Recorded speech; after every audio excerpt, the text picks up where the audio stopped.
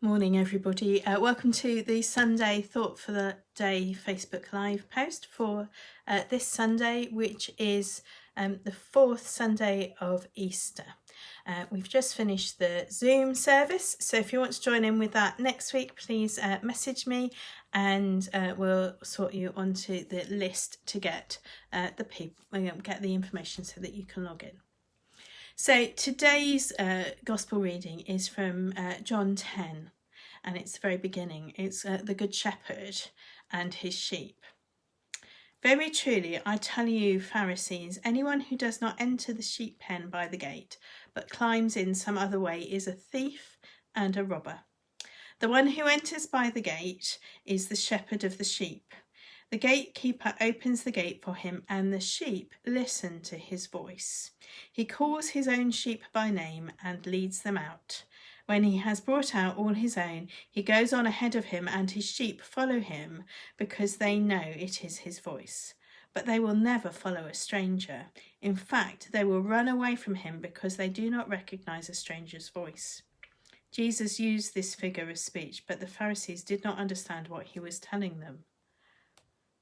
Therefore Jesus said again, very truly I tell you, I am the gate for the sheep.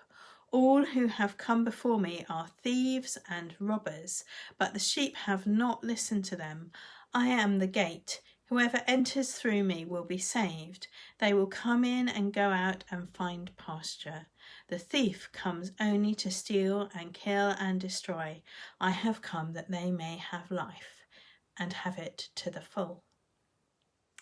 So that's the reading for today, and I was thinking as we were preparing for this week about all the times that I have worked with this reading in the past, and one particular occasion sprang to mind, which was, I was trying to work this out, I think it must have been 2003, I think that's right in the adding up of lectionary years. I think it must have been 2003.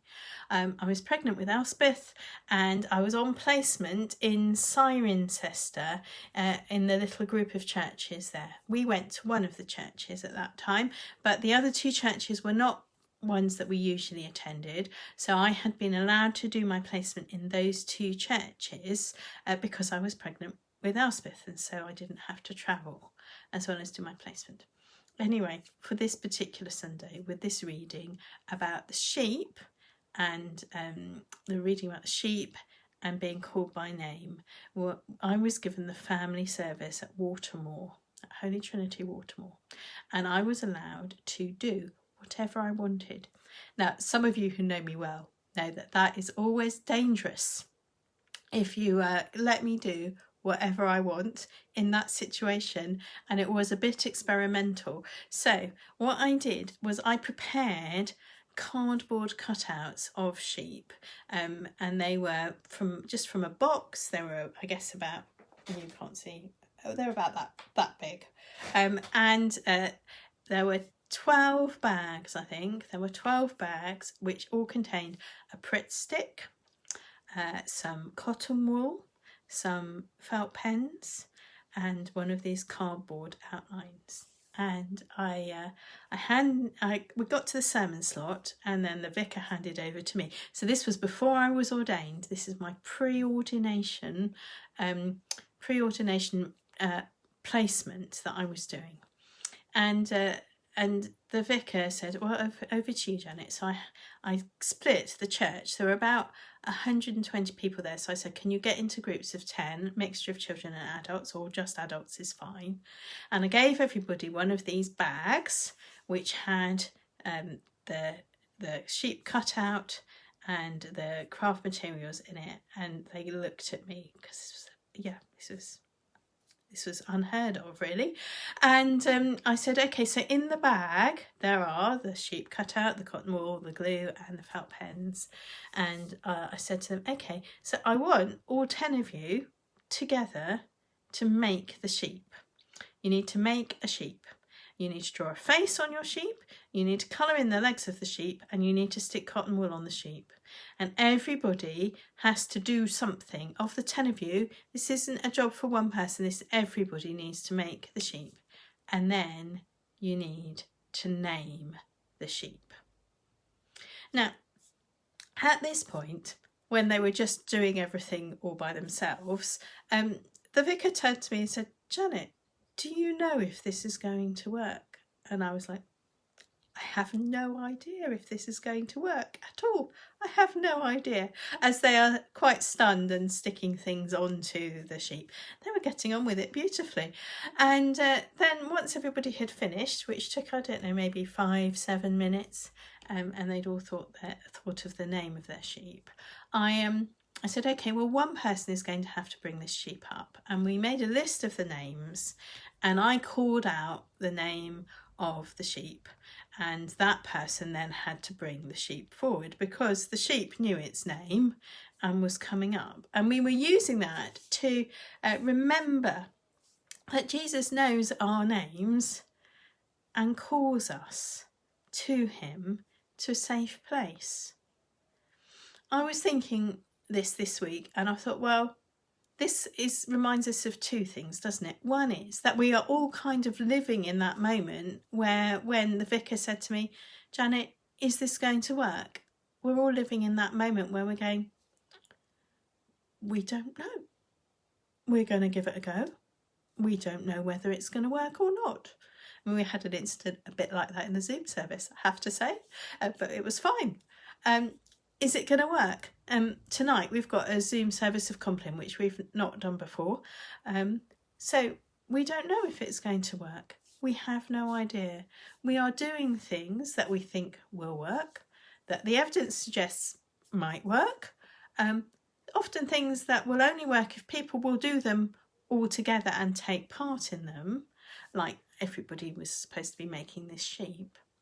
So that's an important thing to remember, that actually we're in this situation where we're not sure what we're going to do is working or is going to work, but we're going to give it a try because we think it will. And that was very much where I was at that point. I mean, I think Elspeth was probably kicking me in the ribs as I was talking about it. But yes, so we had no idea it was going to work, but it did. It worked really well. But the main point of the sermon was not to do necessarily with the glue and the stick and the thing. It was to do with the name. And I've been thinking about that a lot this week because sometimes when I have to tell people my name, they still kind of find it a bit funny because it's long. It's very long. The Anderson Mackenzie is a very long hyphenated surname. And sometimes people think, you are not the Reverend Dr. Janet Anderson Mackenzie. And now I'm getting a bit older. That's a bit more.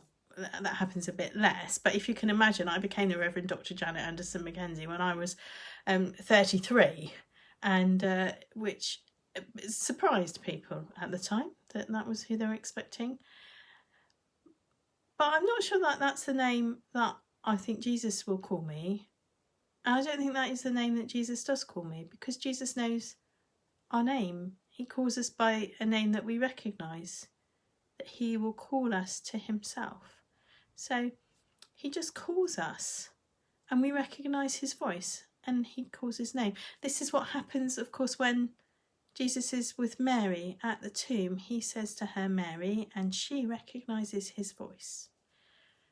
So whilst we are in this whole situation of kind of, is it going to work? Who knows whether it's going to work or not? But we're also in that situation where we are the sheep and Jesus knows who we are. He knows our name and he calls us to the safety of his sheepfold. So yeah, next time you see a piece of cotton wool, think about being a sheep that Jesus is looking after and that he knows the name of, to call safe back to the sheepfold. So that's what I've been thinking about this week. So I hope to see some of you soon. There's Compline tonight. There's, if you want to join that Zoom Compline, there'll be probably Facebook Live tomorrow, which will go onto YouTube, which is a school assembly about Solomon. And there'll be bits and pieces popping up. Keep an eye on the Facebook page for some updates. But I'll see you all soon. Okay, bye.